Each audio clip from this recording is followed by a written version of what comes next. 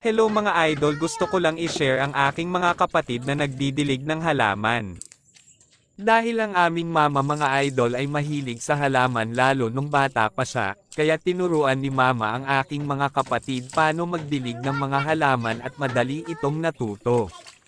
Dahil sabi ng mga matatanda ay nakakatanggal ng pagod kapag meron kang halaman dahil sa taglay netong ganda lalo na kapag ito'y namumulaklak, lalo kang mamangha dahil sa taglay nitong ganda at iba't ibang kulay ng kanyang bulaklak at ito talaga ang nakasanayan ng mga magulang natin.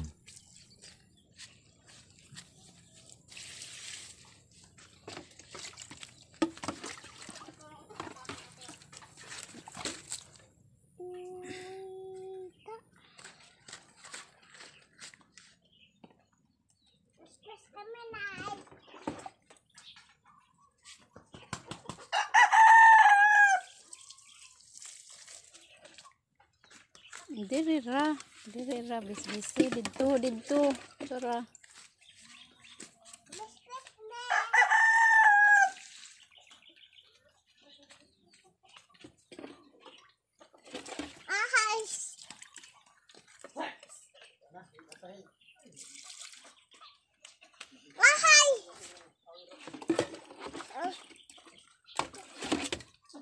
Tawa na tubig diri na nambe.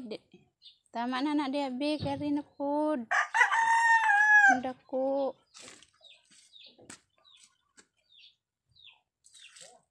May kay inyong gibisbisan.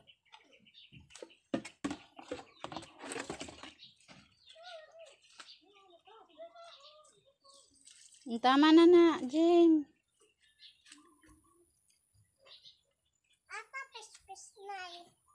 Wa na.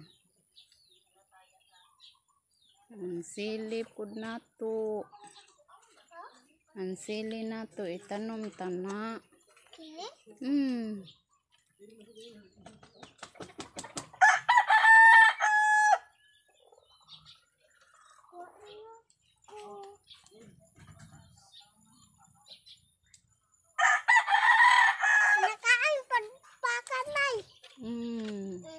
Sili na akong gibisbis. Ha? Sili na akong gibisbis. Sili na imong gibisbis. Oo. Ako, Nay. Oo, nagbisbis na pod. Nay. Kaang pakat. Tama na, dali na. Nay. Dari na ta. Nay, kaang napakat, Nay. Nay. Hmm. Nay, kaang napakat. Tama na na.